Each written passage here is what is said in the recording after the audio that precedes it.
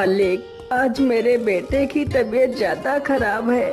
कृपा कर मुझे 200 रुपए दे दीजिए। मैं आपके यहाँ पर काम करके आपके सारे पैसे चुका दूंगा। अरे नहीं हरिराम, मैं तुम्हें पहले पैसे नहीं दे सकता। यदि पहले पैसे चाहिए तो तुम्हें मेरे पास कुछ गिरवी रखना पड़ेगा। लेकिन मालिक, मेरे पास तो कुछ भी नहीं है जो मैं तुम्हारे पास कुछ गिरवी रखूं। नहीं हरिराम, तुम्हारे पास तुम्हारा खेत तो है। तुम उस खेत को मेरे पास गिरवी रख दो। जब तुम मेरे पैसे वापस कर दोगे तब मैं तुम्हारा खेत तुम्हें लौटा दूंगा। ठीक है मालिक, आप मेरे खेत को गिरवी रख लीजिए। कृपा कर मुझे पैसे जल्दी दे दीजिए। फिर वह सेठ हरिराम को पैसे दे देता है। पैसे लेकर हरिराम वहाँ से चला जाता है। सेठ गणपति राम बहुत ही कुटिल था, मानो उसका हृदय पत्थर के समान हो, जो लोगों की मजबूरियों का फायदा उठाता था। उसके पास काफी सारे लोग काम करते थे। उसी गांव में एक मोहन नाम का लड़का रहता था, जो बहुत ही मेहनती था। उसके पास एक छोटा सा खेत था।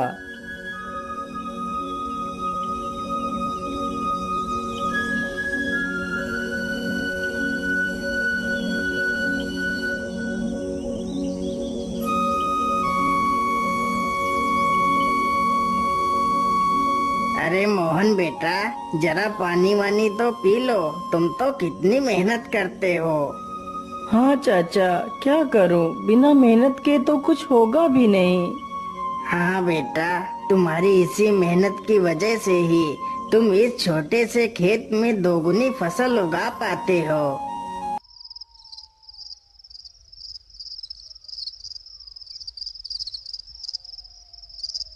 मोहन अपने बूढ़े माता पिता के साथ ही रहता था। मोहन के पिता की तबीयत हमेशा खराब ही रहती थी। घर की सारी जिम्मेदारियां मोहन के कंधों पर ही थी। पिताजी, आज तो आपकी दवाई खत्म हो गई है। कोई बात नहीं बेटा, तुम कल मेरे लिए दवाई ले आना।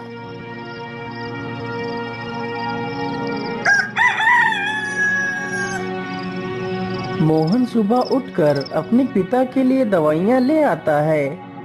माँ, मैं पिताजी के लिए दवाई ले आया हूँ। आप पिताजी को दवाइयाँ समय से खिला देना।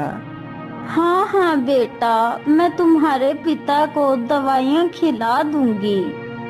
माँ, आज तो मौसम कितना अच्छा है। मैं आज ही खेत में बीज बो देता हूँ।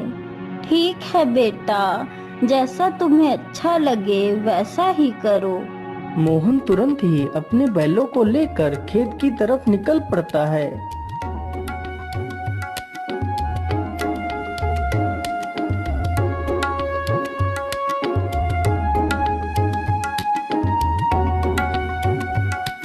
हर्र, चल चल चल चल चल, आज हमें इस खेत को जोतना है और इसमें बीज बोना है। मोहन कुछ ही देर में सारा खेत जोत देता है और बीज बो देता है।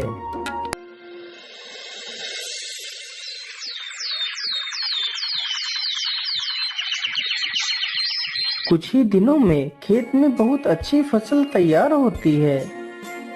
अरे मोहन भाई, हर बार की तरह इस बार भी आपके खेत में कितनी अच्छी फसल तैयार हुई है। हाँ मदन भैया, यह सब ऊपर वाले का ही आशीर्वाद है, जो हर बार मेरे खेत में इतनी अच्छी फसल होती है। वे दोनों आपस में बात कर ही रहे थे कि तभी काले बादल छा जाते हैं।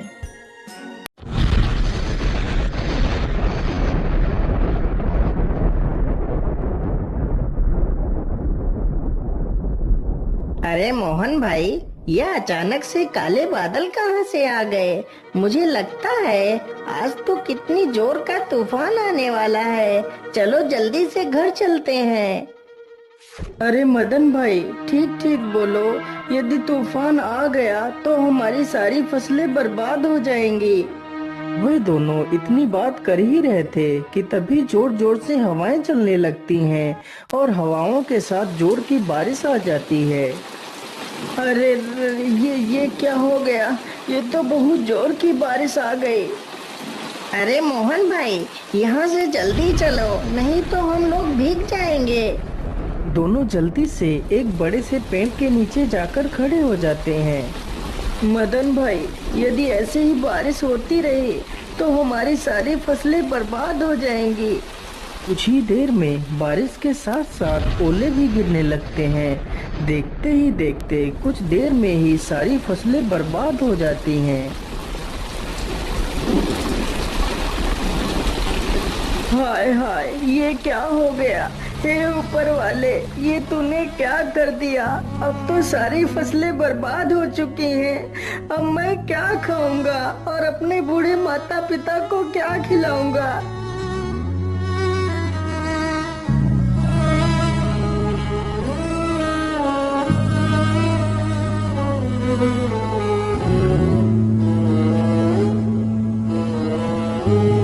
बेटा, तुम चिंता मत करो, ईश्वर पर भरोसा रखो, सब कुछ ठीक हो जाएगा।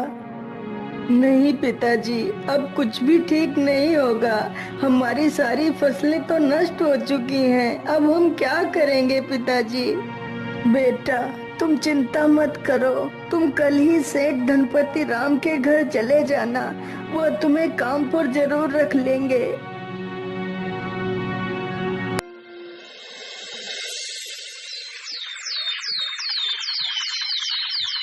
अगले ही दिन मोहन सेठ धनपति राम के पास जाता है।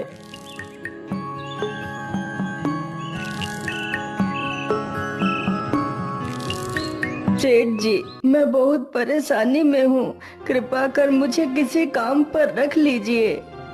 मोहन सेठ को अपनी सारी कहानी सुनाता है। सेठ जानता था कि मोहन बहुत मेहनती इंसान है। वह कम खेत में ही दोगुनी फसल उगा लेता है। यदि वह मोहन को काम पर रख लेगा तो उसे दोगुना फायदा होगा, लेकिन सेठ उसकी मजबूरी का फायदा उठाना चाहता था। हाँ हाँ मोहन, मैं तुम्हें काम पर तो रख लेता, लेकिन मेरे पास अभी तुम्हारे लिए कोई काम नहीं है। तुम अभी अपने घर वापस लौट जाओ। जब मेरे पास काम होगा तो मैं तुम्हें बुला लूंगा। नहीं नहीं सेठ जी, आप तो मेरी मजबूरी जानते हैं। यदि मुझे काम नहीं मिला तो मेरे माता पिता भूखों मर जाएंगे। मुझ पर तरस खाइए सेठ जी, मुझे काम पर रख लीजिए। अरे वाह वाह, जैसा मैंने सोचा था बिल्कुल वैसा ही हो रहा है। यही अच्छा मौका है इससे कम पैसे में ज्यादा काम करवाने का।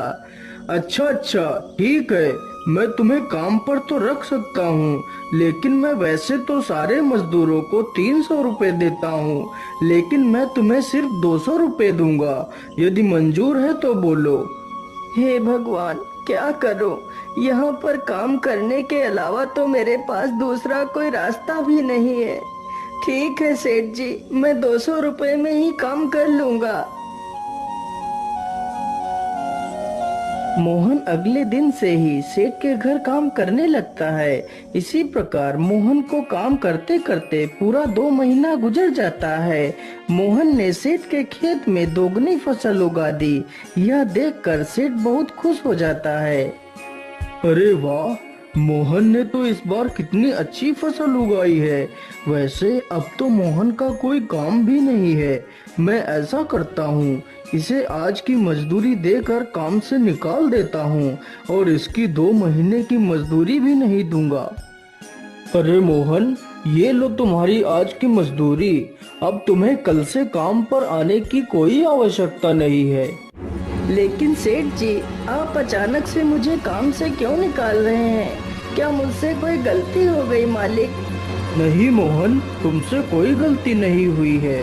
अभी मेरे पास तुम्हारे लिए कोई काम नहीं है। जब मेरे पास काम होगा तो मैं तुम्हें जरूर बुला लूंगा। लेकिन मालिक, यदि आप मुझे काम से निकाल देंगे तो मैं भूखों मर जाऊंगा। मैं अपने पिता के लिए दवाइयाँ कहाँ से लाऊंगा? मुझ पर दया कीजिए सेठ जी। सेठ मोहन की एक बात भी नहीं सुनता और उसे काम से निकाल देता है।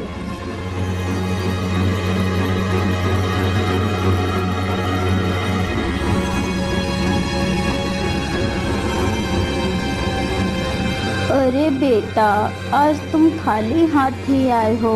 आज तुम घर का राशन तो लाए ही नहीं। माँ, मुझे माफ कर दीजिए। अब मैं आपके लिए कुछ भी नहीं कर सकता।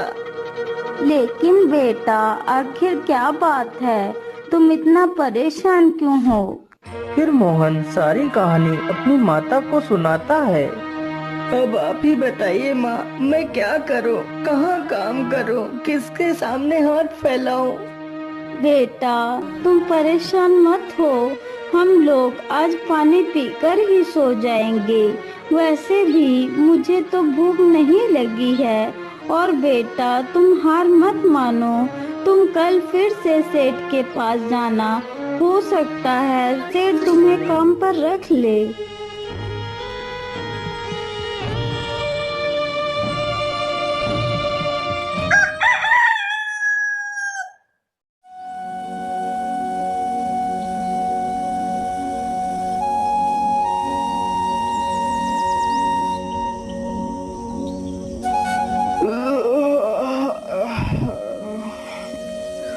अरे सेठानी जी, आप मेरे लिए नाश्ता तैयार रखना। मैं जरा खेतों की तरफ से घूम कर आता हूँ।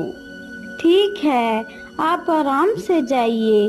तब तक मैं आपके लिए नाश्ता तैयार कर दूंगी। इतना सुनकर सेठ वहाँ से चल पड़ता है। तभी देखता है कि मोहन उसके घर के बाहर ही खड़ा है।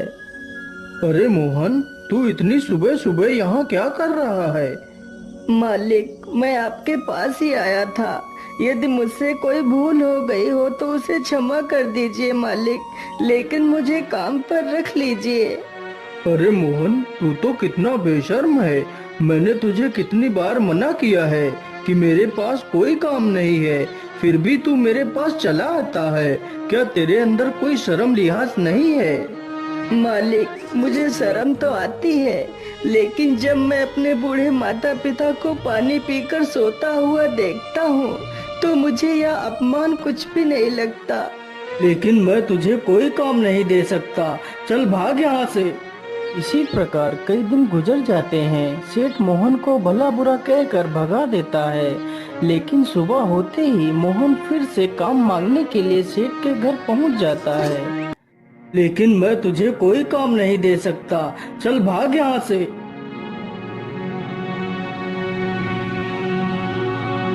हे भगवान, मैं तो इस मोहन के बच्चे से परेशान हो गया हूँ, लेकिन यह तो सुधरने का नाम ही नहीं ले रहा। मैं ऐसा करता हूँ, कल सुबह होने से पहले मैं यहाँ से कुछ दिनों के लिए अपने रिश्तेदार के घर चला जाता हूँ। तभी मैं इस मोहन से अपना पीछा छुड़ा पाऊंगा। सुबह होने से पहले सेठ और उसकी पत्नी बैलगाड़ी में बैठकर वहाँ से चले जाते हैं।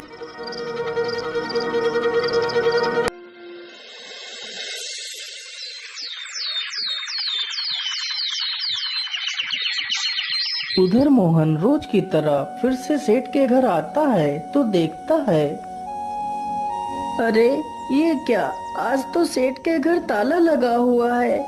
इसका मतलब सेठ जी कहीं बाहर गए हैं।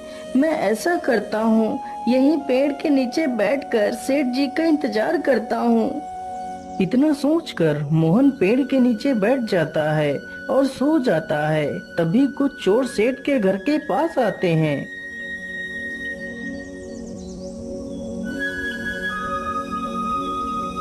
अरे लल्लन, आज तो यह दुष्ट सेठ है भी नहीं। आज अच्छा मौका है, चलो आज इस सेठ की सारी तिजोरी खाली कर देते हैं। चोर जल्दी से एक पत्थर उठाता है और ताले को तोड़ने लगता है।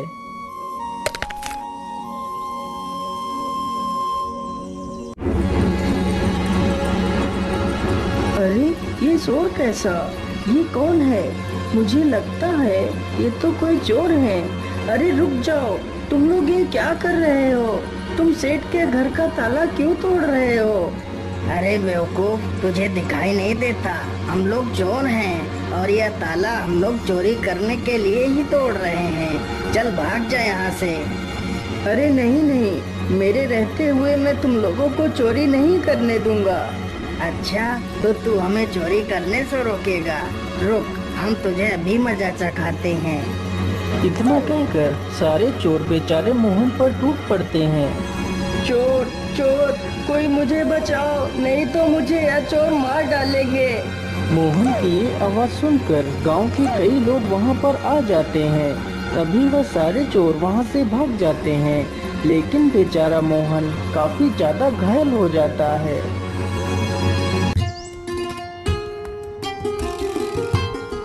अरे सेठानी जी, अब तो हमें यहाँ पर कई दिन गुजर चुके हैं। चलो अब हमें घर वापस चलना चाहिए।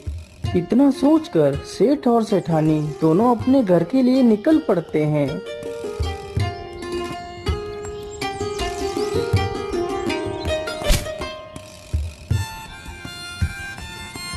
अरे वाह, जैसा मैंने सोचा था बिल्कुल वैसा ही हुआ। अब तो मोहन से मेरा पीछा छूट गया। लेकिन ऐसा कैसे हो सकता है? मोहन आज भी नहीं आया। मोहन इतनी जल्दी हार मानने वालों में से नहीं है। फिर वह आया क्यों नहीं? कहीं वह किसी मुसीबत में तो नहीं पड़ गया?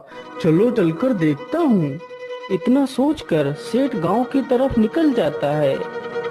अरे मदन भाई, मोहन कहीं दिखाई नहीं दे रहा। वह कहाँ गया है? अरे सेठ जी, मैं तुम्हें क्या बताऊं, आप तो बर्बाद होने से बाल बाल बच गए।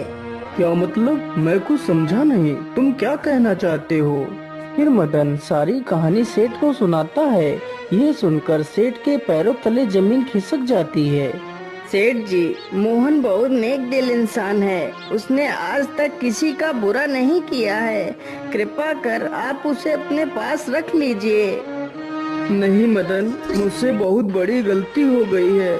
मुझे जल्दी से मोहन के घर ले चलो। सेठ जैसे ही मोहन के घर पहुंचता है तो देखता है मोहन घायल अवस्था में चारपाई पर पड़ा है। मोहन, मुझे माफ कर दो। मैंने तुम्हें बहुत तकलीफ दी। जिस इंसान को मुझे अपने गले लगाना चाहिए था, मैंने उसे ही तकलीफ दी। हो सके तो मुझे माफ कर देना मोहन। नहीं सेठ जी, आप माफी क्यों मांग रहे हैं? ये तो मेरा फर्ज था। मोहन, तुम कल से मेरे पास आ जाना। मैं तुम्हें अपना विशेष अधिकारी बनाऊंगा। फिर सेठ तुरंत ही मोहन की माँ को 500 रुपए दे देता है और अगले ही दिन से सेठ मोहन को अपना विशेष अधिकारी बना लेता है।